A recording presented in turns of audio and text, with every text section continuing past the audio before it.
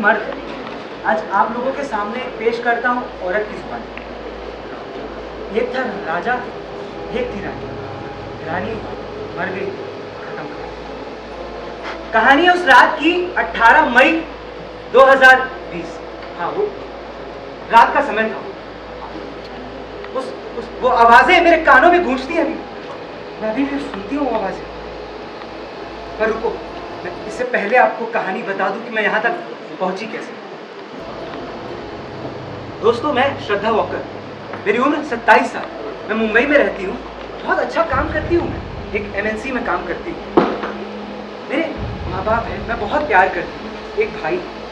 सब अच्छा था मेरी जिंदगी में, जो चाहती थी वो था। बट जैसे आप लोगों की जिंदगी में कुछ कम होता है ना, तो मेरी भी जिंदगी में एक कमी थी, और वो था प्यार। शायद आप लोगों की भी जिंदगी में कमी होगी उस प्यार की खोज को करने के लिए मैं कभी दर दर भटकती थी। कभी मैं इधर जाती थी तो कभी उधर।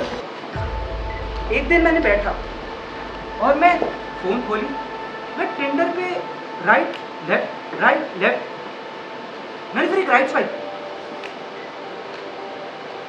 स्वाइप पे आया मोहम्मद अमीन पूनावाला। एज थी 28 साल, रंग गेरुआ, और जैसा मैं चाहती थी सब था उसमें, कोई कमी नहीं थी। आपको देखते ही साथ प्यार हो जाएगा। वहाँ से भी राइट स्वाइप आई और उसने भी मेरे रिक्वेस्ट एक्सेप्ट कर दी। हम दोनों की बातें होने लगी। धीरे धीरे हमारी बातें बढ़ती गई, ताल्लुकात बढ़ते गए, और एक दिन अमीन आया और उसने कहा आई लव यू श्रद्धा। शायद उस गुलाब में कुछ था ऐसा, मैं भी नहीं रोक पाई। मैंने भी कह दिया आई लव यू। शायद नहीं कहना, वो मेरी सबसे बड़ी गलती। फिर हमारे बातें और बढ़ती गई, हमने बहुत सारी बातें की और हम देर रात तक बातें करते थे। एक दिन मैं बात कर रही थी, और कैसे हो, अच्छे हो ना? पापा आ गए अचानक से। क्या कर रही है श्रद्धा? मैंने बोला पापा कुछ नहीं, पापा बात कर रही हूँ पापा अपने दोस्त से। पापा ने कहा इतनी रात को कौन अपने दोस्त से बात करता है? पापा मैं दोस्त से बात कर रही हूँ। फिर पापा ने पूछा ये क्या हरकत है? मैंने बोला पापा ये लड़का है, मैं इससे प्यार करती हूँ। पापा मुझे प्लीज मत रोकिए ना। पापा ने कहा ये सब नहीं होगा इस घर में, निकल जा इस घर से। मैं रोती रही, मैं चिल्लाती रही, पापा मुझे प्लीज, पापा प्लीज मुझे इससे प्यार है पापा। फिर मैंने कुछ नहीं समझ में आया मुझे, मैंने कहीं से, पापा ने फोन ले लिया था, फिर मैंने कहीं से फोन जुगाड़ा, मैंने फोन लगाया और मैंने पूछा सुनो, पापा ने मुझे बहुत चिल्लाया, क्या करें? उसने कहा रुको मैं हूं ना, मैं करता हूं। उसने कहा हम ये मुंबई छोड़ देंगे। मुझे उस समय अच्छा लगा, मैं बहुत खुश थी उस समय, उसका डिसीजन अच्छा लगा। शायद वो डिसीजन बहुत ज्यादा खराब।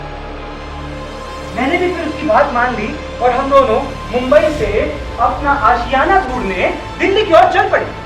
दिल्ली में हमने घर ढूंढा, छत्रपास का वो घर था, घर शायद हाँ 1 BHK का था वो, और उसके दोस्त वहां आया करते थे। और अभी भी मुझे याद है वो दीवारें जो सफेद थी, मुझे सब चीजें याद है अच्छे से। वो हाँ सब याद है मुझे। हमारे बीच सब कुछ अच्छा चल रहा था। मुझे अभी भी याद है वो 14 मई की रात है जब हम दिल्ली पहुंचे थे और सब कुछ अच्छा। एक दिन हम आपस में बहुत प्यार से बैठे हुए थे, बातें कर रहे थे हम, और मैंने अचानक से पूछ दिया अनी तुमने क्या सोचा है हमारे बारे में, शादी नहीं करोगे मुझसे? क्योंकि मेरे भी तो ख्वाब थे, मुझे भी तो शादी करनी है, मैंने भी सिंड्रेला की स्टोरियां देखी है ना। मैंने कहा उससे, उसने बोला क्या बात कर रही है, शादी? ये क्या होता है? मैं तुझसे शादी थोड़ी ना करूंगा, मैं क्यों करूं तुझसे शादी? मैंने बोला तुम क्या बात कर रहे हो, हम तो शादी करने वाले थे ना। ये क्या गलतफहमी है तुझे श्रद्धा, बार बार क्या बोलती है ये सब? वो धीरे से मेरे ऊपर चढ़ गया, चढ़ने के बाद उसने मेरा गला तक पकड़ दबा लिया और मैं चिल्ला दी अम्मी ये क्या कर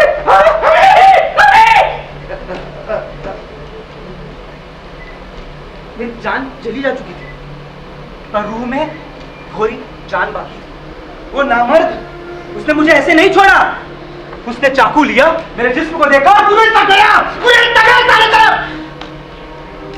गया।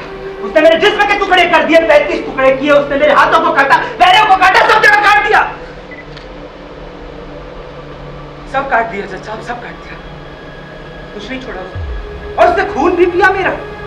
और फिर मेरे ही पैसों से एक फ्रिज लिया, उस फ्रिज में एक थैली रखी काली कलर की, उस काली कलर की थैली को फ्रिज में जाके उसमें मेरे टुकड़े रखने लग गया वो, टुकड़े रखा।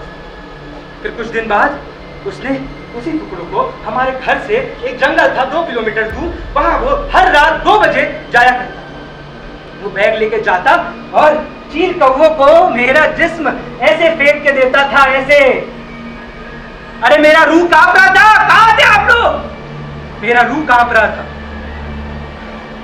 जीना जीना जीना थोड़ा गुलाल, माही तेरी चूनरी लाल है।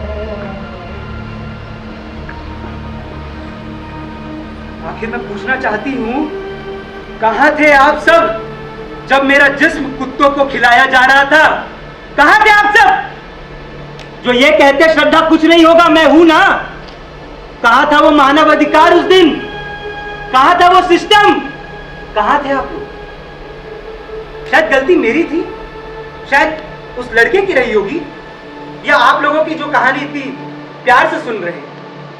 आप लोगों में अभी भी तरस नहीं, अभी भी तरस नहीं। मैं कहना चाहती हूं कि कहानी तो बीत गई, ये श्रद्धा खत्म हो गई। आज उसकी रूह आपसे बात कर रही है। मैं चाहता हूं आज श्रद्धा की बात सुनो। उसने गलत कुछ फैसले ले लिए, उसने गलत आदमी से प्यार कर लिया, पर आप मत करिए। प्यार 2 लोगों के बीच का नहीं, 2 परिवारों का होता है, जहां सबकी मर्जी होती है। सो कॉल्ड इंडिपेंडेंट बनने के चक्कर में गलत डिसीजंस मत लीजिए। ज्यादा अपने आप को बड़ा समझ के अपनी माँ बाप की बातें मत काटिए।